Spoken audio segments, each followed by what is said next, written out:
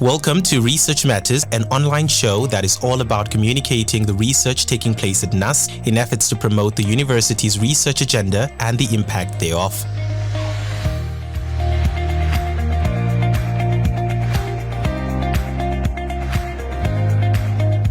Welcome back to yet another episode of Research and Innovation Matters right here on NUST FM. Of course, it is Nigel and Unda, and we're back for one of our final episodes. We have one more in store for you, but of course we had to save rather the best for almost the last, but of course not the least. Of course, thank you so much for joining us, Prof Nelson Mlambo. Prof is a professor of literature, communication and applied linguistics in the Department of Communication and Languages at NUST. Now, he recently returned to NUST. I don't want to say he was a traitor, but hint, hint. He has previously served during its polytechnic years, and he brings a wealth of experience from his international academic engagements, including fellowships at Oxford and Leeds University. Ooh, Prof. That's very nice. Now that's how we roll. Right, that is how we roll. I like the energy. Now, of course, Prof is not just an academic at heart, but he is a prolific scholar and storyteller. And he recently published Narrating Africa, narrating a multifaceted approach, which is a collaborative international project that showcases co-research and co-mentoring across institutions. Now, his work explores the power of narratives in shaping societal understanding, bridging science and humanities through storytelling. What a great introduction to a great man. Thank you for joining us this morning. Thank you. Now, of course, let's dive right into it. We want to know why you are a traitor. I'm joking. Oh, yes. Welcome back to NUST, Prof.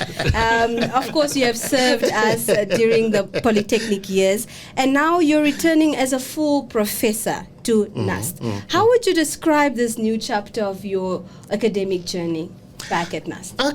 Okay. Where do I start? Maybe I start from the beginning. From Oxford. Because I am a storyteller, and every story has to have a beginning. And when we used to grow up in the village, our grandmother would say, "Paivapo," in the beginning. And the moment they say that, we will all pay attention because we know that a lovely, amazing story is coming. Yes. And even Whoopi says that in Sarafina, I love happy endings. But I don't just love I love happy endings. I also love great beginnings. Awesome. And when I come back here, it seems as if there is a sense of a complicated deja vu. You can't differentiate between the reality and exactly that which we have lived before. And it is so ironic that when I am coming back home, not as a traitor, not also as a prodigal son who is coming back, but coming home as maybe someone who has experience the Kaizen principle, continuous improvement, and when you come back actually a better individual. You come back sharpened. And it is so ironic that I am coming back home whilst I am actually about to publish my 6th book, which is about writing in Namibia, coming home. So the sense of coming home, it is even encapsulated in Kavehanga's poem, which is about coming home. So that's something that is quite interesting, and I hope that it's going to be an interesting and enjoyable and also fruitful ride. Yes. We receive you back home. It's so nice much. to know that people There's really no way do you come could back. reject me. No ways. Now, Prof, before I think let's wait. I think we need to bring him back on the show for the coming home version. Yes, absolutely. Why not?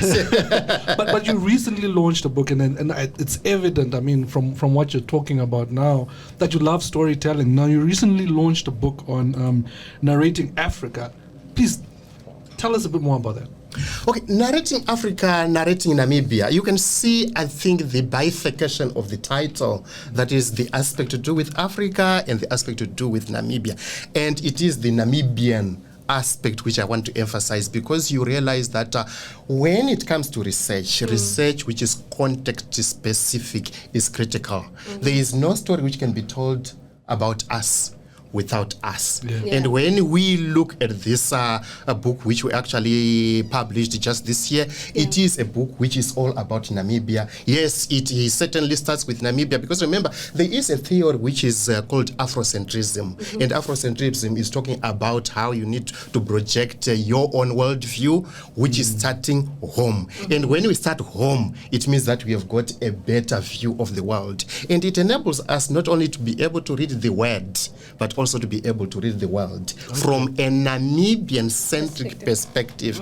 And I love the idea of bringing about our own story as Namibians, because I always say that most of our stories as Namibians, they are often eclipsed by, let me say, literary giants, scholarly giants, research giants, like South Africa, like Zimbabwe, if I were to say that. And when we bring our stories with this vibrance, then it makes a great deal of significance. I would say also you realize that it was actually a product of collaboration, and when we collaborated with our international partners, it brought about this sense of internationalization of education, internationalization of research, and the products thereof. And when it is available here in Namibia, we rejoice, we celebrate, we smile at that, because that's what matters the most.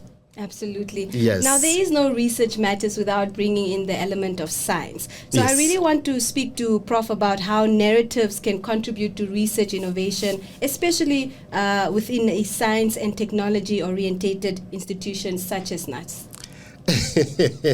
How do I explain this without going back to the issue of stories? And remember, when you talk about stories, there are stories which are in many, many versions. They are actually multifaceted, and they are actually expressive of a plethora of visions and also focus. And one of the interesting aspects with regards to narratives comes from the movie Dead Poets Society. Where they say that we do not read and write poetry because it's cute. We read and write poetry because we are members of the human race. And the human race is filled with passion. And medicine, law, business, engineering, these are noble pursuits necessary to sustain life. But, listen to that, but poetry, beauty, romance, love, these are what we stay alive for. I think that's where the crux of the matter is. It reminds me, if I were to go to the Bible, about a verse which talks about how does it profiteth a man to gain the whole world and lose his soul? So the aspect of narratives, the aspect of stories, it is actually the cement that actually, the mortar that joins science together.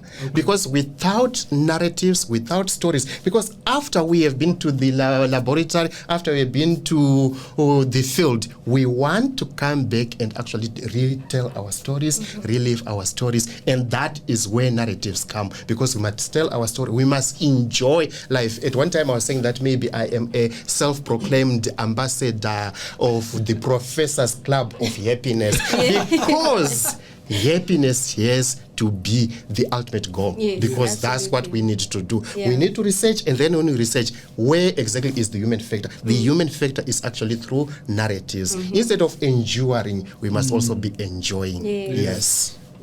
That was so rightfully put that we are lost for words. I'm not even sure how to come from that one. I'm taken aback, Prof.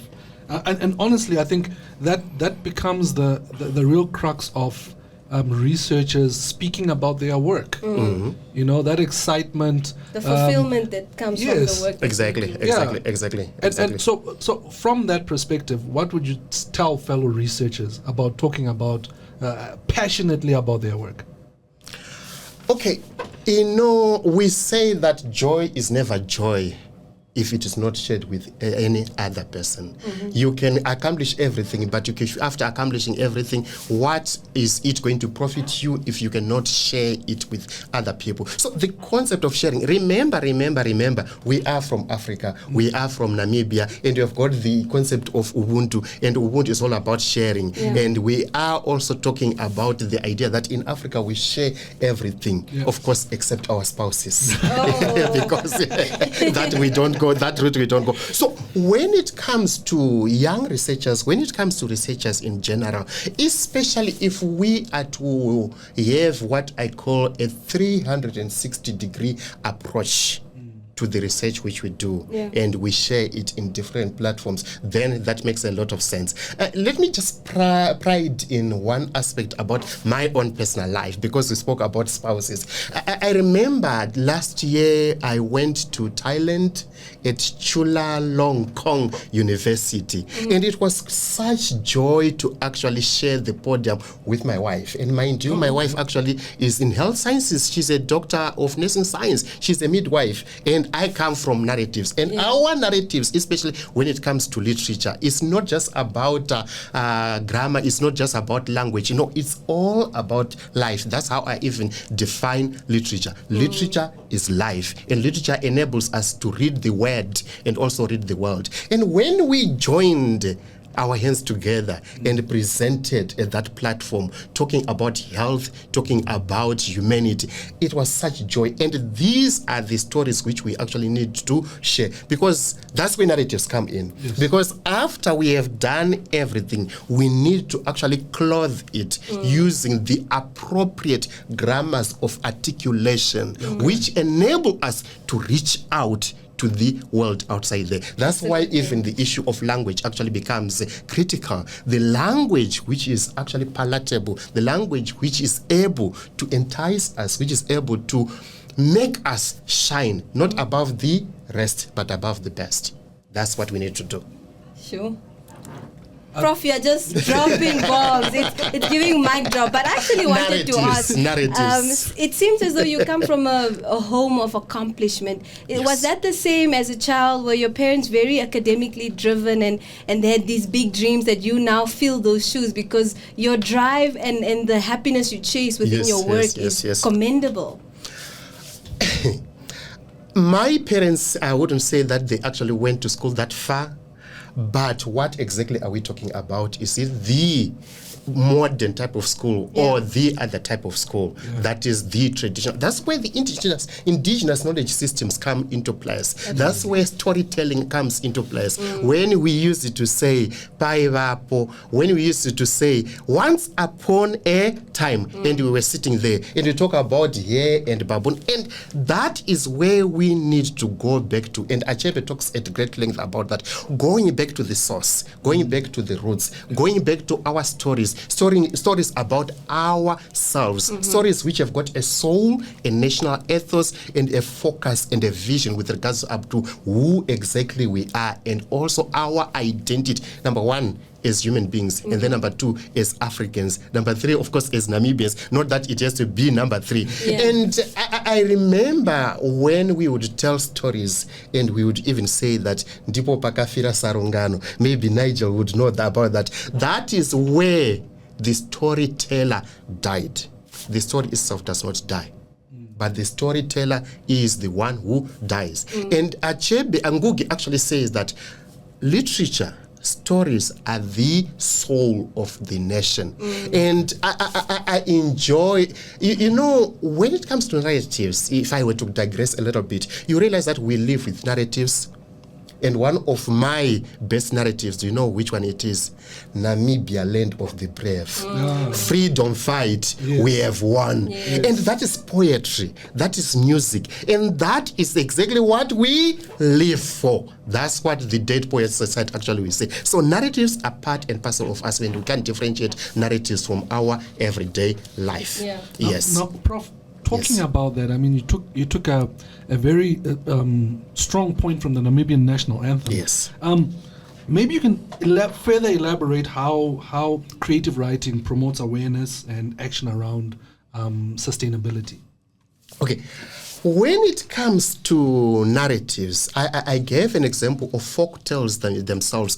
The oral traditions which we have as a people, they are heavily enthused. They are pregnant with meaning. Maybe before I even answer you, maybe let me, even though she's not part of NUST, but she's part of the research world, let me just give an example of my wife and the research which she is doing. She's talking about indigenous knowledge system with regards to midwifery.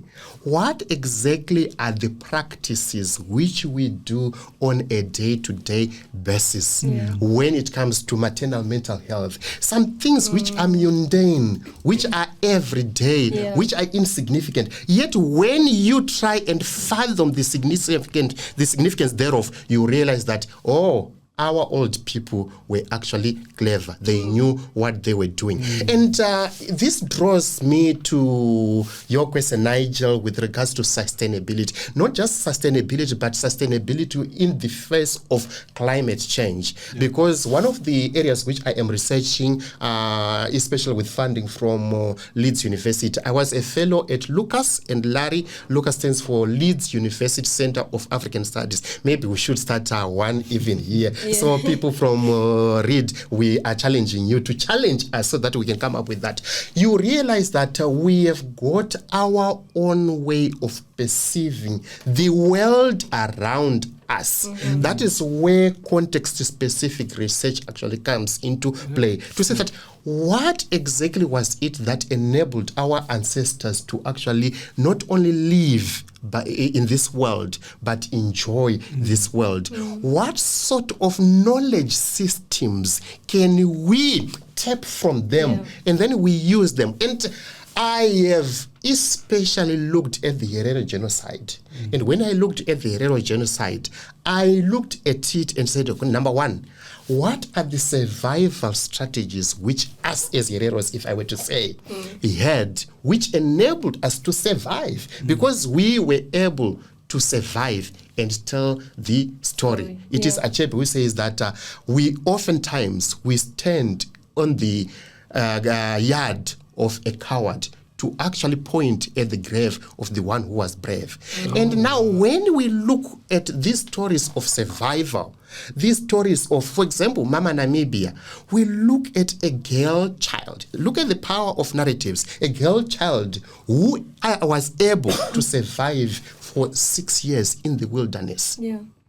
And we say, what is it that we can learn from that? And when we can learn something from that, how can we repackage that and enthuse it with modern science and make sure that we are able to live and survive all the catastrophes which we have? Because as human beings, we are born to be survivors. And the essence of resilience is one of the theories which I always preach. Resilience, and in the midst of all the forms of trauma. And we've got many traumas which we face on a day-to-day basis. Absolutely. And Unda actually traumatized me by not giving me water in this studio. Oh, wow, Prof. You're selling me out on it. But I think this is a great time. Perhaps we can get that water for you. But Prof, no problem.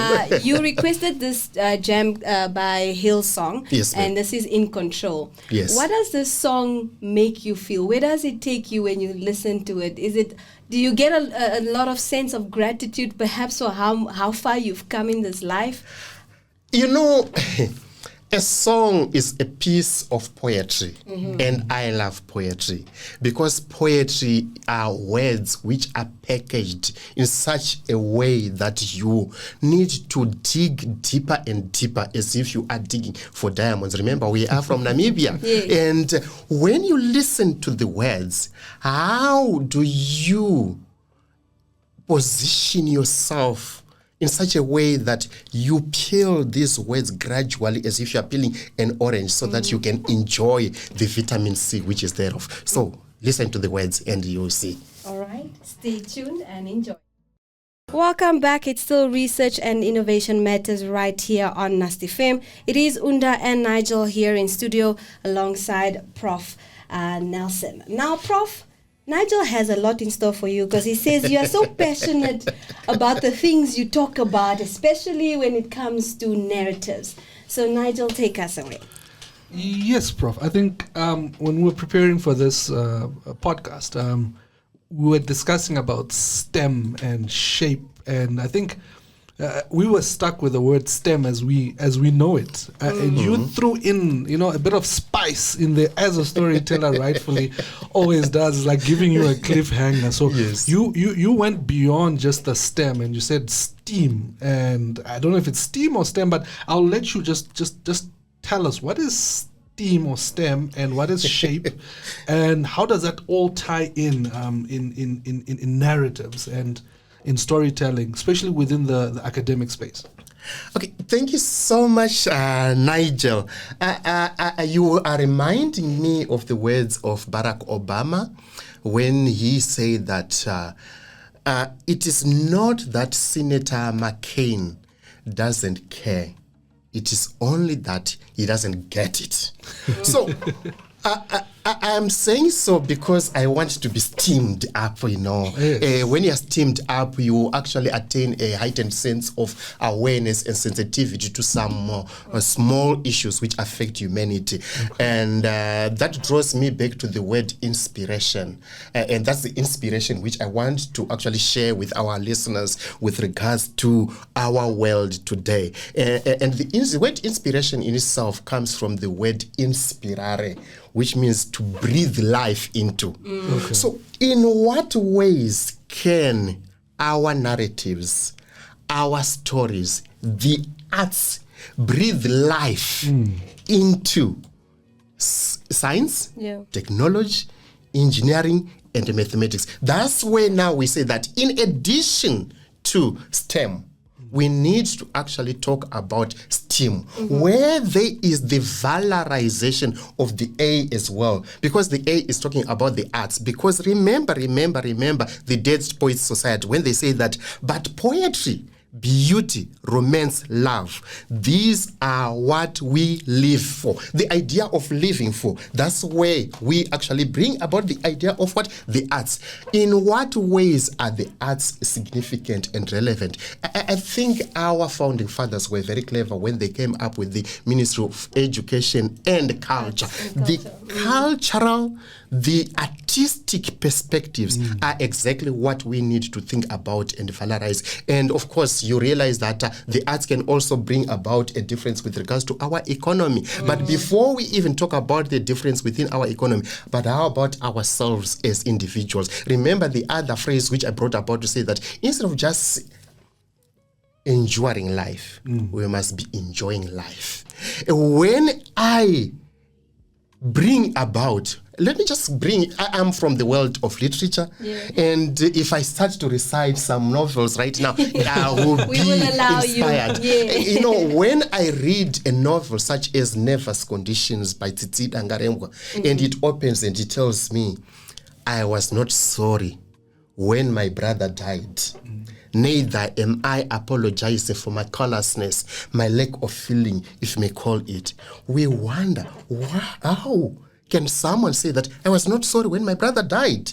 And we want to actually understand the psychology behind it all. And the moment we want to understand the psychology behind it all, we realize the different myriad forms of trauma which we face as a nation, which we face as a people.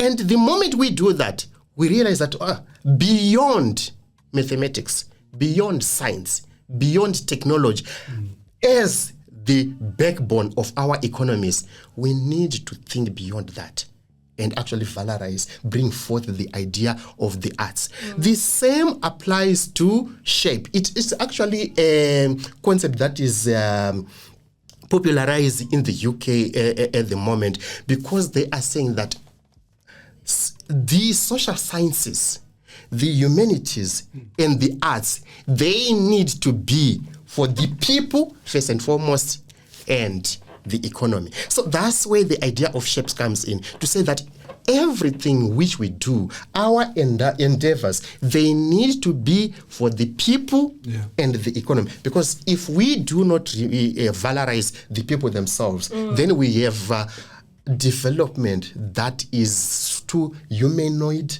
that is unfeeling, that is sulfuric, that is diabolical, that is not going to help us. But the moment we valorize, the moment we bring forth the human component, then it becomes human-centered development. And when it is human-centered development, human-centered research, human-centered innovation, we are actually aware. And remember, even when we are talking about all these technological developments, we are talking of these minerals, how can they cause harm to ourselves? So the idea of ethics, the idea of being aware of some of the challenges which we can have, that is what we are saying. And through storytelling, we see that we can bring about a difference.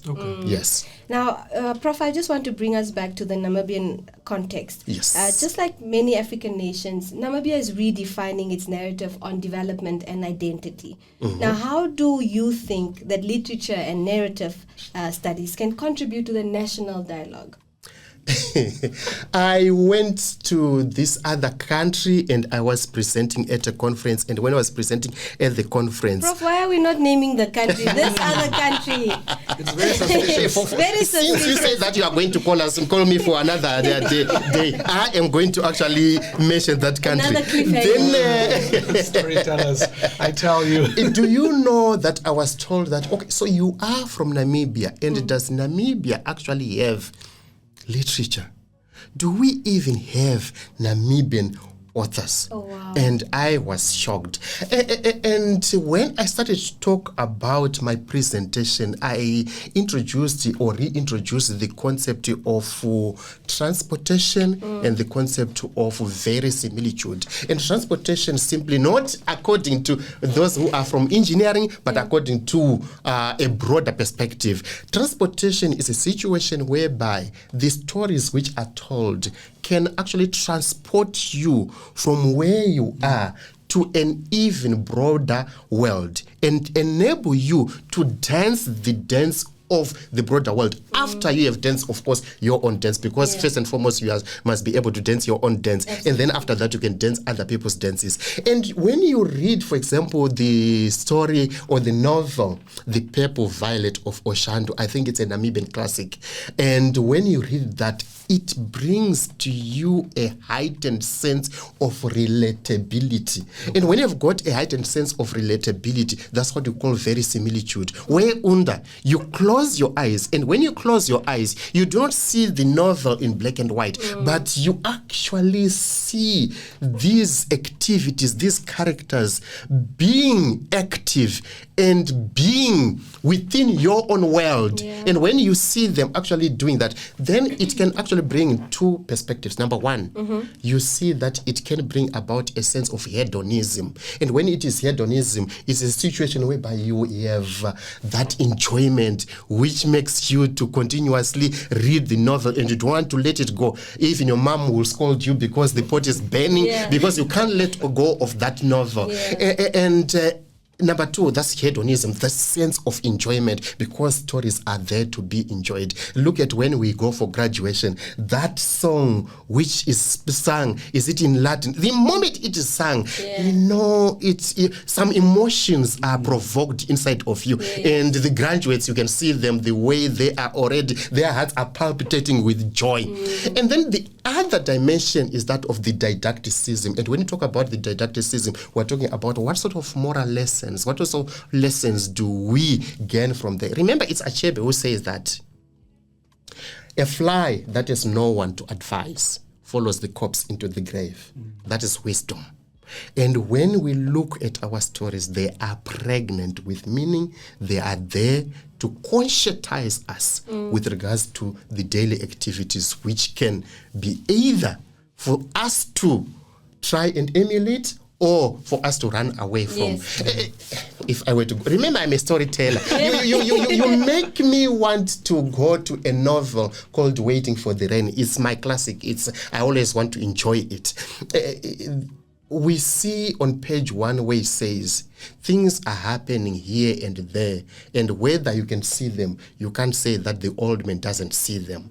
And then I go to page 138, if I'm not mistaken, and we see a character called Lucifer Mandengo. Look at the word itself. Decolonial thought thinkers will actually question it, say Lucifer. Maybe Unda, when you give birth, you must now Lucifer on page 138, he says, I am Lucifer Mandengo. I was born here against my will. Being born of these parents is a biological mistake. And being born in this area is a geographical error. It is a failure junk heap. Home, what is home? Home is a place where you come to get buried after having lived your life somewhere else. Then he would skip 2 pages or thereabout, page 142, and then he is looking at his mother and he says, oh, she is ugly. Wow. Look at exactly the expression from Unda. What exactly are we talking about? We are simply saying that the moment you see Lucifer saying those things, you actually hold Lucifer in the utmost, with the utmost sense of disdain, repugnance. And the moment you do that, next time you look at your mom, what sort of emotions do you have? Remember, in Africa, actually, you can never think of your mom as ugly. No. Your mom is not a woman. She's none but other than just your mom. And motherhood in Africa is actually sacred. The moment we realize that, and we come back and say, okay, what exactly? Remember, literature is not something which we live out there. It is something which we live with. And literature is actually a platform for us to express our culture, our desires, our fears, our aspirations. When we look at this, at the sense of violence in The Purple Violet of Oshandu, a Namibian novel, and we look at Shange when he is so diabolical, he's so cruel and so unfair that even the devil would not say that this is fair. And you look at how he is beating his wife. And the novel talks about how the wife's small body was curled like that. And Shange's heavy mine shoes were kicking every part of the body, and seemingly as if every bone was actually cracking, and the wife was shielding her face, blood and mucus mixed together. And the question is, Nigel, when you look at that story, would you dare even think of beating your own wife? And we ask ourselves, Unda, where will your husband actually beat you? So that sensitization is coming from stories, and it is Ngugi wa Thiong'o, who passed on this year, who says that we do not need to actually be run over by a car for us to realize how dangerous a car is. We see it in stories, and when you see it in stories, we actually avoid it. And when you avoid it, we know that, like what Swisonyat, our registrar, writes in his novel, there is another presence, the other presence. How do we avoid that? That for me is critical, and that for me sensitizes me to the idea that Namibian stories, Namibian narratives, they matter, because these are our own stories, and we need to live them and relive them. Yes. Now, Prof, you've touched on various aspects and how the stories drive certain narratives, be it with regard to gender-based violence or sustainability. Now, we are now in a, and you've mentioned a lot about novels, this, novels that, this novel. Now, in this digital era that we find ourselves in, and with the advent of I can't even say advent anymore, of AI. Yes. Where is storytelling? Is it still there? Is it threatened? Is there a threat to it? And how do we then translate it to certain things that we are, like Namibia is really hot now on things like green hydrogen and discovery of oil. Where is the place of digital media, AI, in storytelling, especially with the advent of some of these explorations? Okay, Nigel, you remind me of Will Smith and Jada Pinkett Smith, and they were actually discussing their debacle. And when they were discussing that, they spoke of it was the wife who you introduced this word, some entanglements. And when you look at these entanglements that are coming forth and the introduction of AI, I see it as a platform, as an opportunity for enrichment. And as humans, we are good at adapting. As humans, we are protean. And as humans, we always take advantage of that which is thrown to us. And I see a situation whereby AI will be able to actually bring forth even other specificities with regards to storytelling and enhance our storytelling. And we always differentiate between a good story and a bad story. And the sense of originality, the sense of newsomeness, the sense of novelty can always be enhanced through AI. And when AI is not used properly, remember I always joke to my students and I say that AI, it seems as if it was told that never ever disappoint human beings, and if you don't have an answer, just create something. And that's where you now differentiate between good stories and bad stories. And AI is supposed to be a helper. It is supposed to actually be used as a prompt to actually enable you to think even beyond what the ordinary, the mundane. Yes.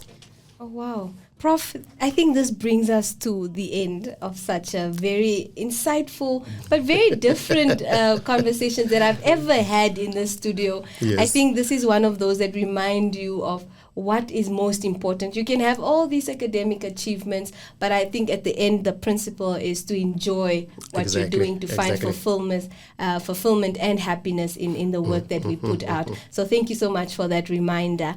But Nigel, you and I will see each other again on the flip side of yet another episode of Research and Innovation Matters. Until next time, it is goodbye.